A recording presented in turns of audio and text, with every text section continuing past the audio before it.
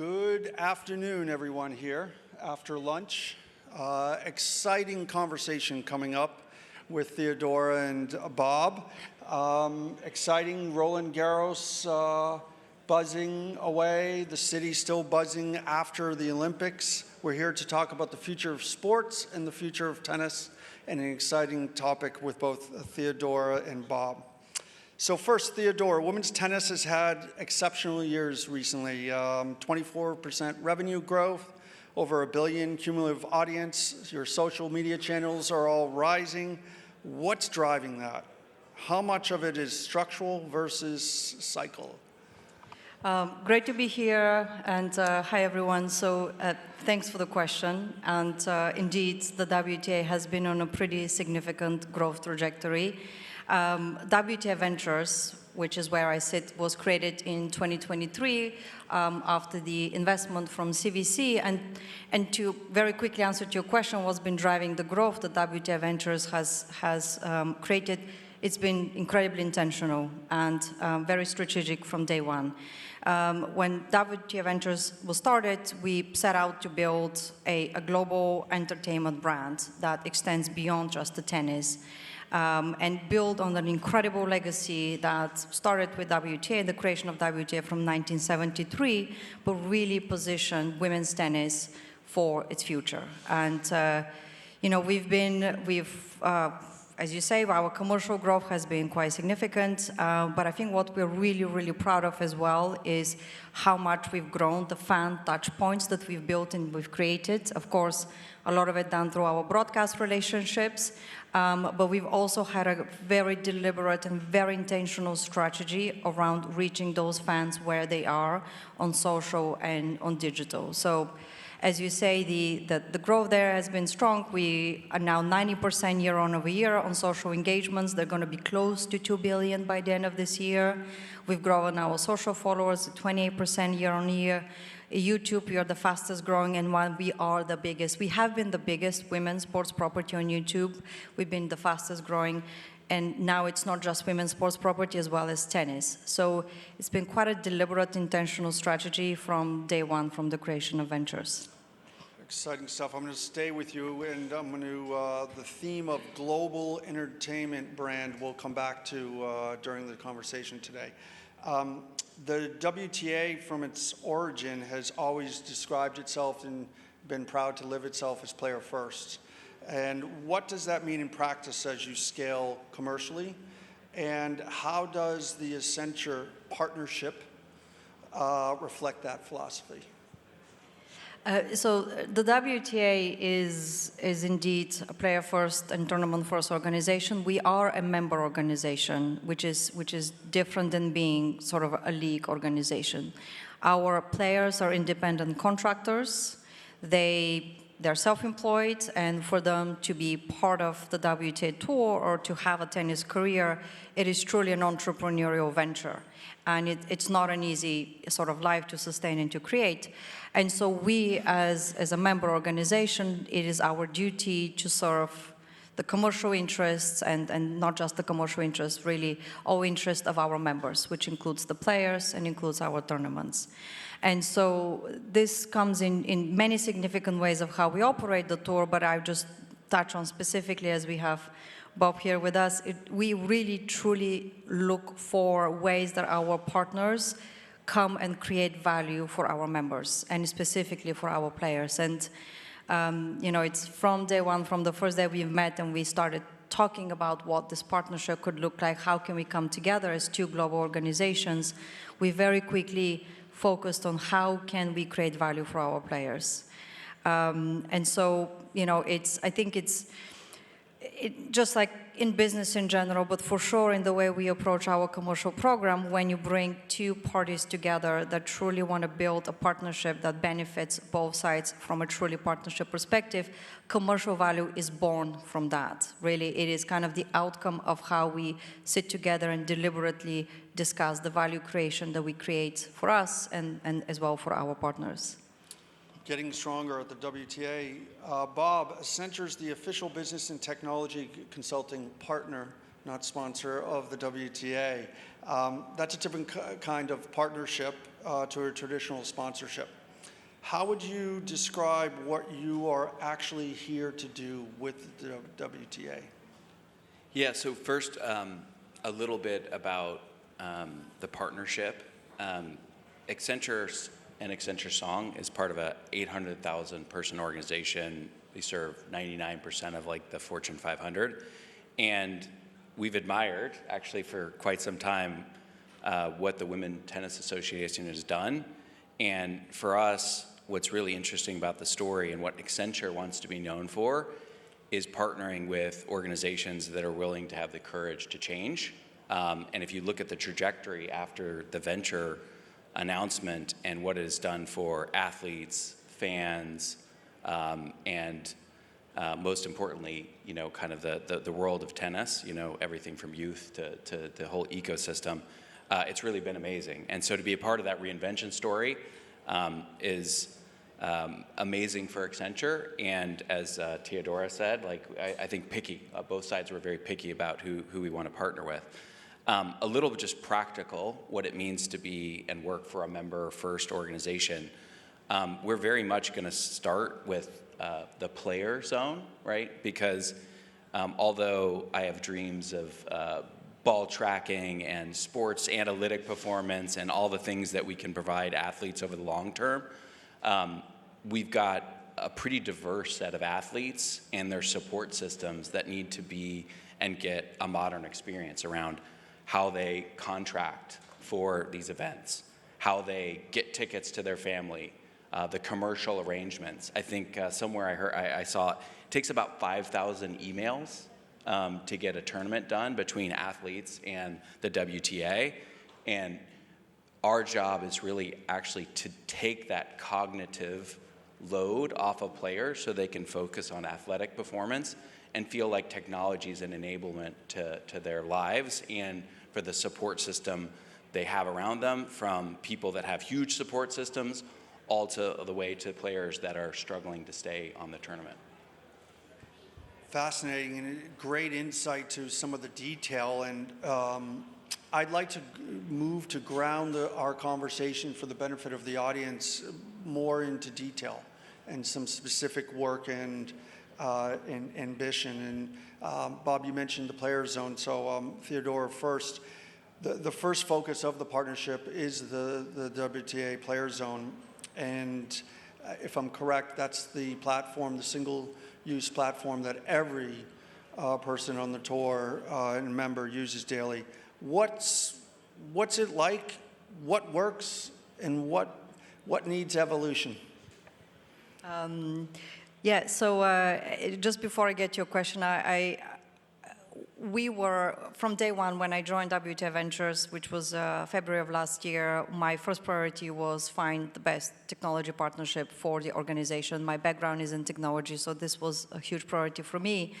And I have to say, we spent about a year speaking to pretty much everybody out there that could come and help from that partnership perspective. And you used the word picky. I will use the exact word as well. We were incredibly picky who is the right partner for us. We are a small organization, but we are the only women's sports that is globally distributed in the way that we are. We are the largest women's sports organization. We are almost 2 times bigger than the next 5 women's sports leagues combined. Our scale is huge. It's phenomenal. We have athletes that come from 80 countries. They represent 80 countries. That's 8 different cultures that do things differently, that have been exposed to different levels of resourcing and development. We run tournaments in 30 countries. There's 50 tournaments around the world. There's a tennis pretty much every week, every 2 weeks, all the way from January 1st till about when we get to December. It's a very complicated sport to run. It's an incredibly difficult operation to run, and and we knew we needed a partner that can meet us there. And we are a small team, so for us it was important that it's a partner that can truly fill a really important sort of gap of where things stand.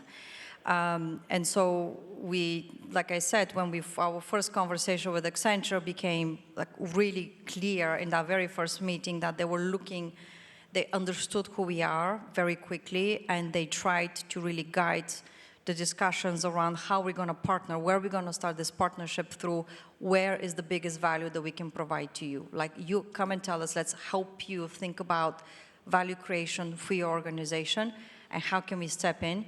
And there's some, in technology, you can pick a project, you can triple, quadruple the resources or the scope of any technology project that you can pick. And what was really incredible with the Accenture team is they were really deliberate on deliverables and very tactical, short-term, high-impact deliverables that we could quickly see value from those. And so I still remember we sat together, we went through this Art of Possible workshop, and it was Bob drawing on the whiteboard the different segments of how we can sit there, work together, and we actually went through everything that we could take, use technology to help. And we went through all the way from fan engagement, digital app, to the tour operations, all of the back-end systems of the tour, and then of course the players. And the reason we landed on the players is because we knew that this is a very tangible, very clear area where you could see, with a little bit of help by a really strong technology partner, you can deliver huge impact. So to your question on what works, what doesn't, well, I think kind of works. It's a web application, it's pretty bare bones, but what can it be when it's developed by somebody like Accenture, and how, for me, what's most interesting, how this literally can change the life of a tennis player, because they don't need to hold through 5,000 emails, they don't need to go on Google Maps and decide how long it takes them to go from here to here and what it costs them to buy a plane ticket, and if it's the whole family or half the family, and what if I do that for the next 3 months, and what if I have a minor injury, do I sit this one out, or do I not? Like, what are my chances? Who else is in the roster? It's just to think about the decisions that a player has to make to sustain their life on the tour. And again, these are entrepreneurs. They are body, their physique, their performance, that's their business. It is an enormous, and it's a pretty heavy load of decision-making that they have to do. And it's exactly where technology, in the hands of a very skilled company, absolutely can change lives. All of a sudden you have 2 clicks of a button and you don't have 10 emails to respond until you make a decision. I mean, that's kind of what we're trying to get to, right? So Yeah. lots of runway for growth there for the players. 100%, yeah.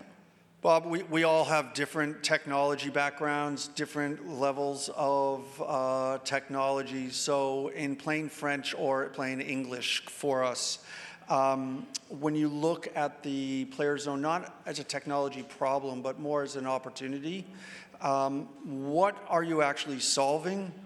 And what does a data-driven, AI-enabled athlete platform actually look like in practice?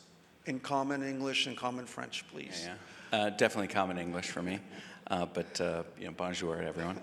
A couple things. I think what Teodora said is there's so much to do, right? And I think one of the great calibration points we had in the beginning was, I think it's easy to think about the art of the possible with what you could do with, we were talking about tensile strength on rackets, and ball zone tracking, and athletic performance, and video analytics to how you move.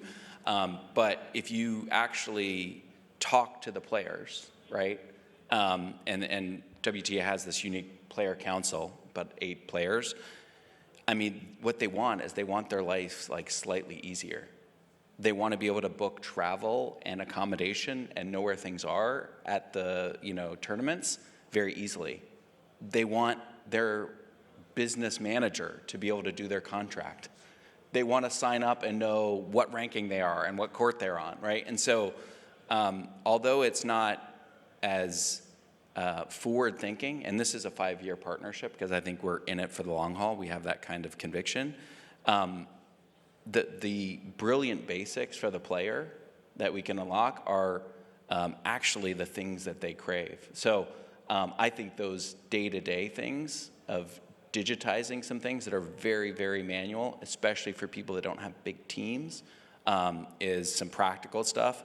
And then we will get into things like being able to monetize their fan base better as a player, right? They're all in it in some ways to be independent business people on their own. And some of them are very impressive business people as well. And so that's all on the roadmap.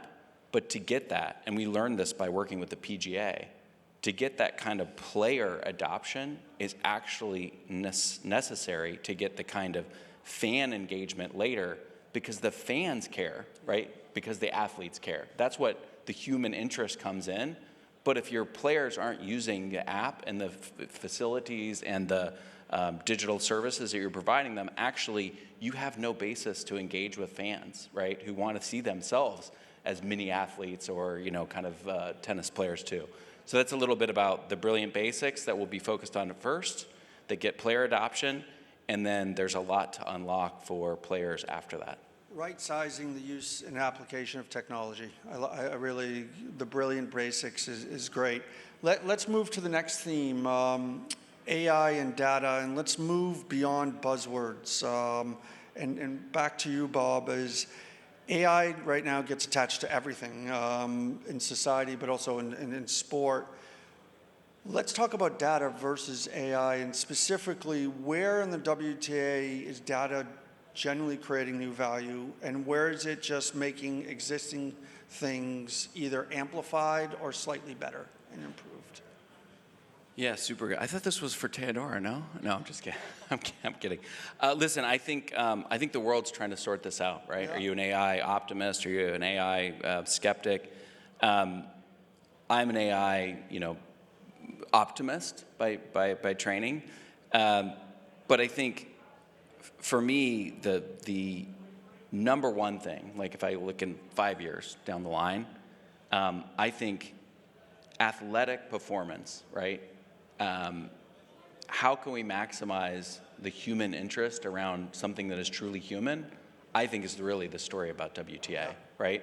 And so whether AI steals a bunch of jobs or, transforms the workforce or changes the way we consume media or all the other things that are kind of like in the same feeds that I'm sure this whole room is inundated with, I think athletic performance is inherently human, right? And if we'll have protected that in the next 5 years, and AI will enable people to engage more, athletes to, leap beyond things that we think are not humanly possible, I think that's what I hope for technology, that it's actually like the human plus part of it, not, AI for AI's sake. Excellent point that grounds the approach and the global partnership between Accenture Song and WTA.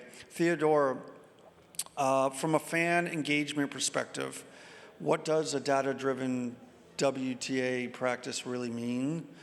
And what's the real audience opportunity? I know from my background, is it more personalization? Is it enhanced broadcast? Is it new and fresh audience-related, segmented formats? What's the real opportunity? We talk a lot about, not just us, I think the whole sport industry and every brand really talks about how storytelling is we don't want to do marketing, we want to do storytelling, and storytelling is at the core of how you promote and you expose your brand, your product, your sports to fans. And I think data at the basis of storytelling, of exactly what Bob just described, of how you humanize athletic performance, and data points can tell the story of what that actually means to be the kind of athlete that these exceptional athletes are. Really, it's all about, to me, it is about the storytelling piece. Now, the storytelling piece needs to exist across every medium, every channel. So, first of all, if there's so much data in tennis, it's probably been covered multiple times already at this conference, but tennis is incredibly data rich. Also, tennis, what's beautiful about tennis, it's got pretty basic data for a computer to do something with, like level 3 tennis data that's just XY coordinates of the ball and 2 tennis players, and it's a rectangle, and you can quite easily decide where is anybody at either point. The amount of richness that you can generate from that advanced data that these AI models can do today, we haven't even seen it yet. We don't know what it is yet, and lots of people are doing it, trying it, but we genuinely don't know yet, because I don't think we've ever had an AI agent or AI native company come and actually genuinely try to do something yet with this type of data.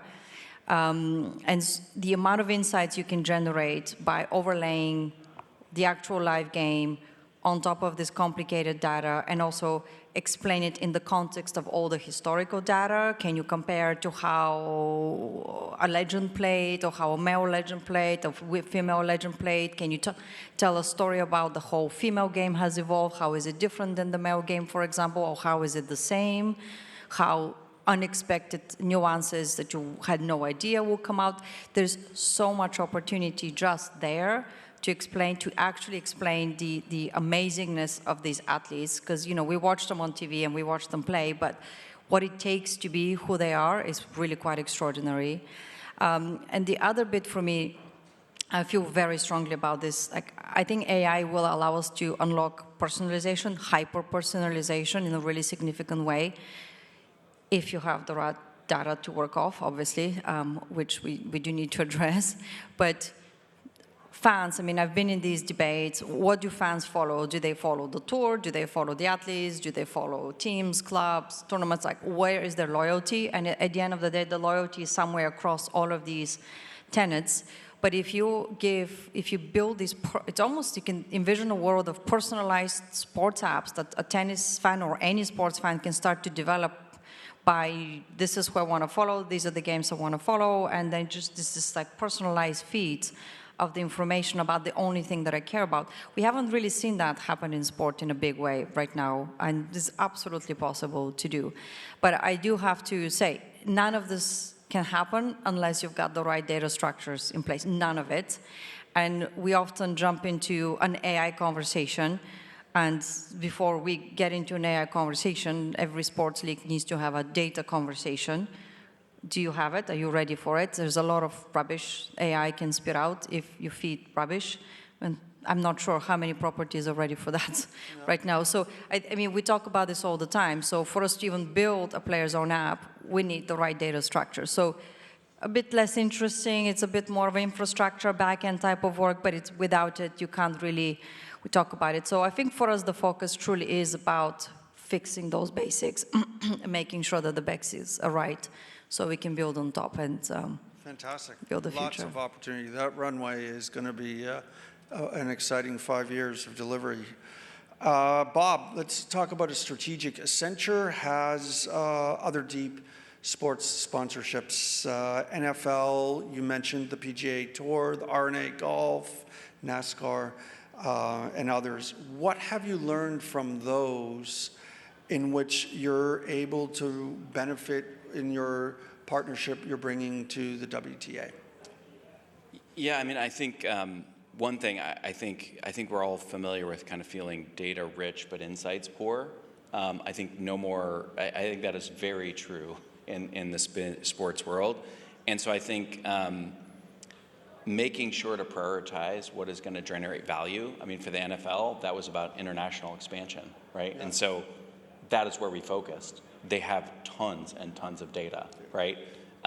With the Formula One, it was actually about being able to engage digitally with video analytics and some of the statistics and data and, riding the band of their fanship. So I think actually making sure that value is our guide, and that insights is guiding where you invest in data, because any company can get a little bit overwhelmed with how much data there is. Even when we throw it's thousands of data sources and data points, even at the WTA.